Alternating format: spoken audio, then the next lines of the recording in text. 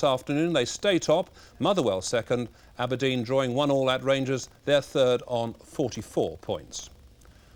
Well, now let's see if there's any progress at all with the late results this afternoon. Results just in. Derby confirmed beating Barnsley 2-0. In the second division, Cambridge United 3, Leyton Orient 1.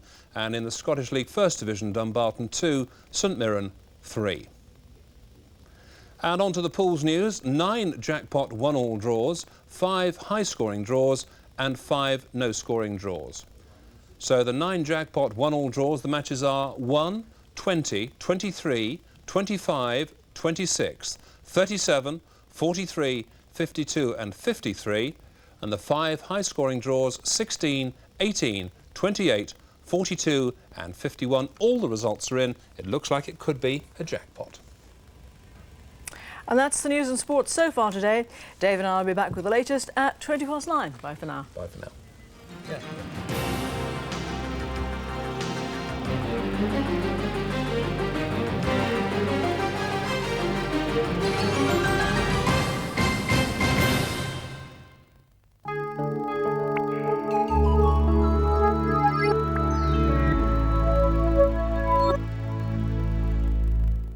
Hello, good evening. Well, today's blustery showers will eventually die away, leaving us with clear periods, especially in eastern parts, with touches of frost a likelihood, eastern England as well as East Wales. But later on, that cloud piles up out to the west, lifting temperatures here.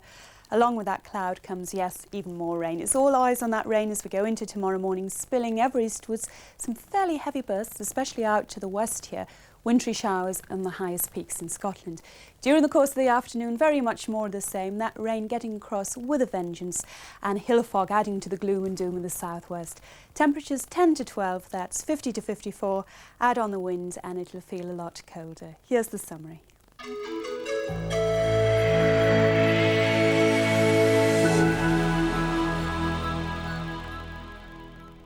Tomorrow afternoon, we've a change of programme. In a world exclusive, Alan WHICKER interviews Malaysian Prime Minister Dr. Mahathir, who talks frankly about the breakdown in relations between his country and Britain. That's WHICKER, the Mahathir interview, tomorrow, 1:15. Easter Saturday at 5:10, stay on target for Bullseye at 5:40. Welcome to Baywatch. Fun, sun and adventure on the beaches of Malibu and danger in the deep. At 6:30, Matthew Kelly's Head Over Heels as more hopefuls take the You Bet Challenge. At 7:30, new movie action. You've got 48 hours, then I want you off this island forever. Bermuda Grace. At 9:30, Richard Gere and Kim Basinger. No Mercy. Action and entertainment. Easter Saturday. Now on LWT, the latest from London today.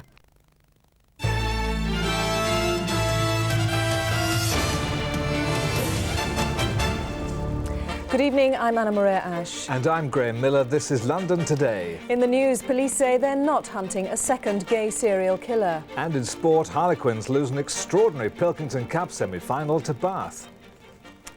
First, the murder of London stockbroker Barry Stubbings. Police now have a description of a man they want to question.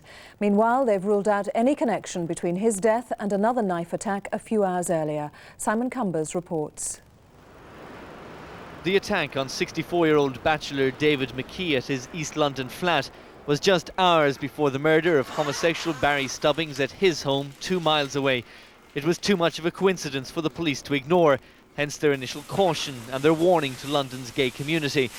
But it now looks as if the 2 attacks last Tuesday night were unrelated after all.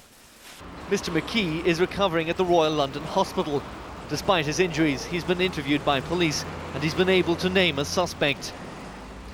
The man surrendered himself to police last night. He's being questioned about the attack on David Mackey, and any connection with the Stubbings murder has now been ruled out. But the murder squad officers have had one lucky break today. They've managed to issue a vague description of a man that they want to question. He's white, of average build, about 5'8" tall. He was wearing dark clothing, possibly a suit, and he may have had a beard. Though sketchy, it's the only clue that detectives have in trying to piece together Mr. Stubbings' last movements.